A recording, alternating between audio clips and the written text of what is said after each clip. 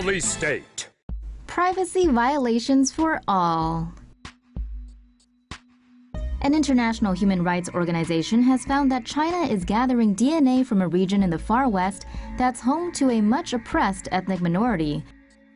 The Xinjiang Uyghur Autonomous Region is home to about 10 million Uyghurs, a Muslim Turkic group with a long history of discord with the mainland.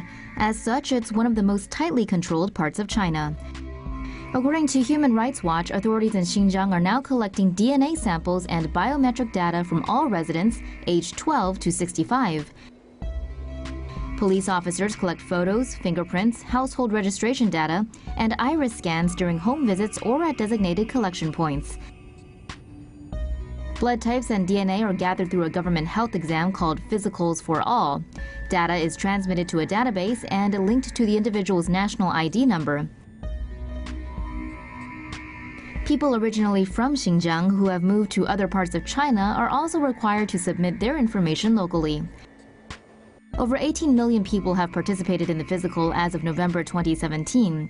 Though Physicals for All is supposedly voluntary, residents are expected and often pressured to take part.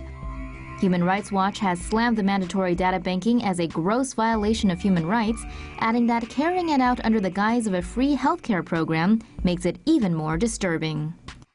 Oh, China. Woo! A new level of idiocy! A couple in China with an unusual approach to parenting caused public outrage when they put their crying baby inside a locker so they could go swim and relax. Wow, way to go, guys, way to go. According to reports in China, the parents didn't want to be bothered by the crying toddler while they went swimming, you know, right? Either that or they were too cheap to pay for a babysitter. So, these never parents of the year came up with a perfect idea. We'll just put our baby in a locker. Hey, it's completely free. Other swimmers reportedly heard the young boy's cries, and when a member of the staff opened the locker, she was totally shocked to find a crying toddler trapped inside. This video, uploaded online yesterday, has sparked public outrage, with many Chinese netizens criticizing the parents for being careless, selfish, and irresponsible. We could think of a few more adjectives.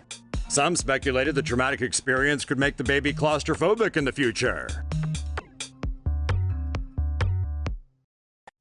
Woman magically gets her head trapped between road barriers. In China, time is apparently measured in dog years. Just watch this lady. She could have taken the normal path like everyone else, but no, she's a hustler, got things to do and places to be.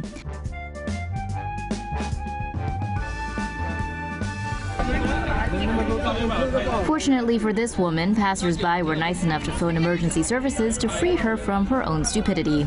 It took their rescuers about 5 minutes to release her head from the bars.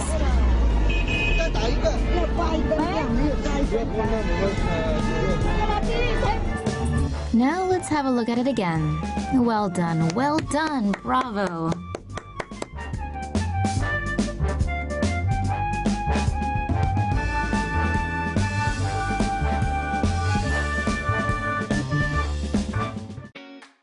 Surprised?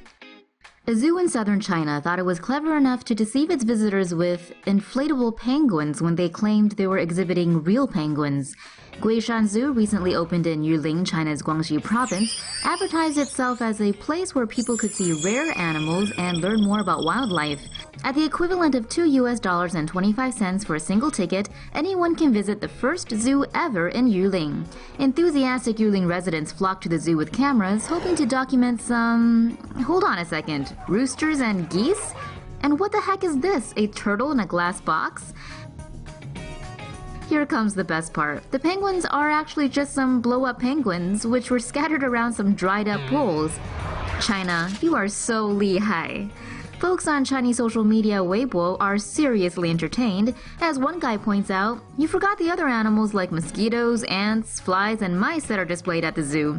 However, this isn't the first zoo in China to bamboozle its visitors with fake animals. In 2013, a zoo in Henan province had a Tibetan Mastiff stand in as an African lion.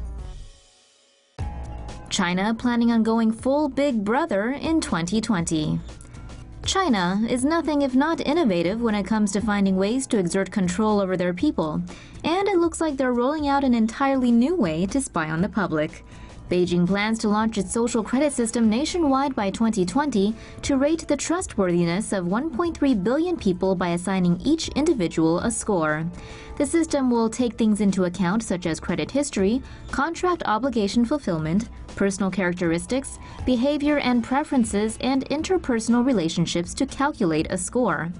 Once the system becomes mandatory, people with low scores could be punished with slower internet speeds, be denied access to certain restaurants, nightclubs, or golf courses, and restricted from traveling.